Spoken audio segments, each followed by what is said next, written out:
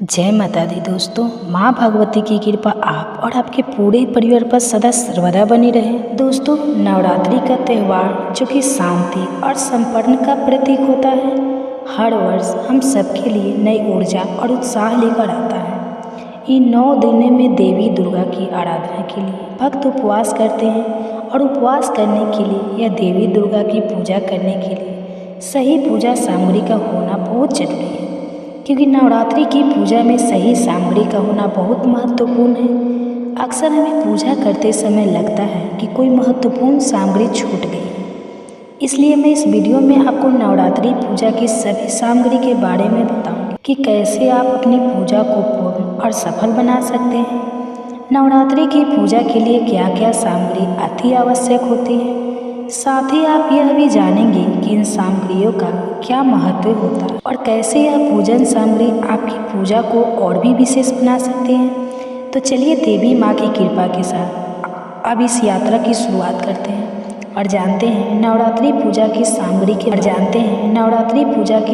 के बारे में। पूजा के लिए आपको चाहिए एक चौकी के ऊपर बिछाने के लिए लाल या पीला साफ माँ दुर्गा की प्रतिमा ना हो तो आप तस्वीर की भी स्थापना कर सकते हैं।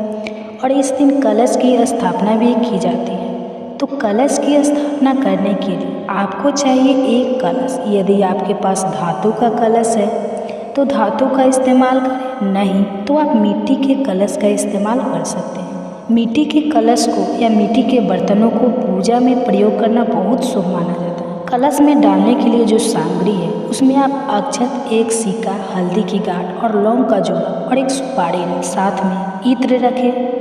कलश के ऊपर स्थापित करने के लिए पानी वाला यानी जटा वाला नारियल आपको चाहिए, जिस पर लपेटने के लिए आपको चाहिए लाल चुनरी और कलावा। मंदिर में रखने के लिए कुछ दक्षिणा आपको चाहिए।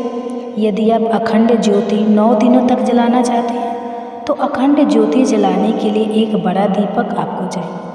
यदि मैं बात करूं दीपक कौन सा सही रहेगा, तो आपको मिट्टी का दीपक ही जलाना चाहिए। और उसे ढकने के लिए आजकल मार्केट में बहुत सारी ऐसी चीज़ें आती हैं जिससे आप दिए को ढक सकते हैं, ताकि हवा लगने से दिया बुझे ना। श्री दुर्गा सप्तशती की पुस्तक आपको चाहिए। यदि पुस्तक ना हो तो आप ऑनलाइन भी दुर्गा सप्तशती के पाठ बढ़िया सुन सकते हैं। हमारे चैनल पर भी पूरे 9 दिन तक दुर्गा सप्तशती के अलावा जो भी पूजा विधि या कथा है उनकी जानकारी दी जाएगी।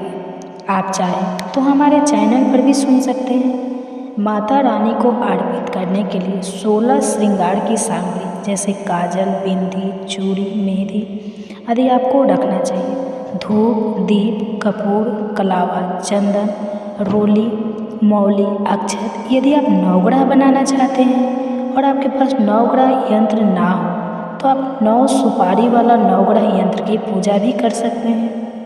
साथ में आपको चाहिए गणेश भगवान की मूर्ति। गणेश भगवान की मूर्ति अलग से ना हो तो आप सुपारी पर कलावा लपेटकर उन्हें भी गणेश भगवान का प्रतीक मानकर उनकी पूजा कर सकते हैं। कलश में स्थापित करने के लिए आपको चाहिए आम या अशोक के 5, 7 या 9 पत्ते। जितने भी मिल जाए पत्ते साफ सुथरे होने चाहिए, कटे फटे ना हो। अगर आम या अशोक के पत्ते ना मिले तो आप पान के पत्ते भी कलश में स्थापित कर सकते हैं। माता रानी को अर्पित करने के लिए हर दिन आपको भोग में पान, सुपारी, लौंग, इलायची, तासे यह जो चाहिए ही। इसके अलावा आप मौसमी फलों का और मिठाइयों का भोग लगा सकते हैं। इसके अलावा आपको माँ दुर्गा के जो विशेष भोग है वो हर दिन अर्पित करने के लिए उसकी व्यवस्था भी पहले से ही करके रख लेनी चाहिए। मंडप को सुंदर से सजाने के लिए आप चंद आदि लगा सकते हैं।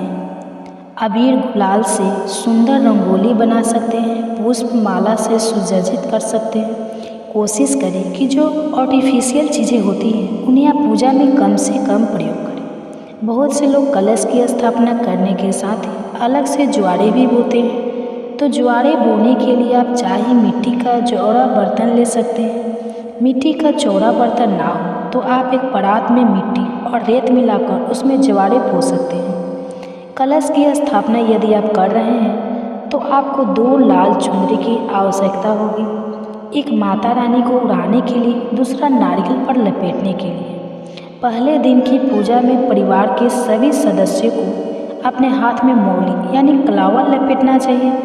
तो कलावा आपके पास होना चाहिए और हवन सामग्री, पूजा की सामग्री में हवन सामग्री भी आप जरूर रख लीजिएगा। वैसे तो नवरात्रि के पूरे 9 दिन ही हम अपने आप से हवन करते हैं, जिसे अग्यारी कहते हैं, और अंतिम दिन विशेष रूप से हवन किया जाता है। इसलिए हवन सामग्री आपको मार्केट से मिल सक जाएगी, आप उसे भी पूजा सामग्री में जरूर रखें। नवरात्रि की पूजा में शुद्ध करने के लिए आपको गंगा जल की विशेष आवश्यकता होती है, इसलिए गंगा जल भी आप पूजा सामग्री के साथ जरूर रखें। इन सब के साथ साथ आपको चाहिए घंटी और शंख, क्योंकि माता की पूजा हो या हमारे आराध्य देवी देवता की पूजा हो, आपको पूजा में घंटी और शंख का प्रयोग अवश्य करना चाहिए। अगर आप अग्यारी करते हैं तो आपको चाहिए गाय के गोबर का गुग्गल और हवन सामग्री। अब मैं आपको बताती हूँ कि इन पूजन सामग्री का शुभ और विशेष महत्व क्या होता है, किस तरह से यह पूजन सामग्री हमारे जीवन को शुभता प्रदान करती है।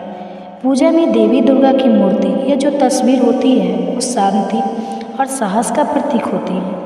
अक्षत शुभता और समृद्धि का प्रतीक होते हैं। देवी दुर्गा को अर्पित करने के लिए जो पुष्प चढ़ाए जाते हैं वह प्रेम और संपन्न का प्रतीक होते हैं। धूप बत्ती अज्ञान को दूर करने और ज्ञान को बढ़ाने का प्रतीक मानी जाती है। दिए को ज्ञान और शुभता का प्रतीक माना जाता है। माता भागवती की पूजा में दीप जलाने के लिए आप यदि हो सके तो तेल की बजाय गाय के घी का प्रयोग करें, और घी देवी दुर्गा की पूजा के लिए अत्यंत आवश्यक माना जाता है, जो कि शुद्धता और पवित्रता का प्रतीक माना जाता है। कुमकुम को शक्ति और साहस का प्रतीक माना जाता है। चंदन शुद्धता और पवित्रता का प्रतीक होता है, और जो नैवेद्य हम माता रानी को अर्पण करते हैं वह भक्ति और संपन्न का प्रतीक होता है। इन सामग्रियों का महत्व नवरात्रि की पूजा में बहुत ही विशेष और शुभ फल देने वाला माना जाता है। इनका उपयोग करके हम देवी दुर्गा की कृपा और आशीर्वाद प्राप्त कर सकते हैं। यह थी आज की वीडियो। अगर आपको जानकारी थोड़ी भी अच्छी लगी हो तो वीडियो को लाइक करके ज़्यादा से ज़्यादा लोगों तक शेयर भी जरूर कीजिए।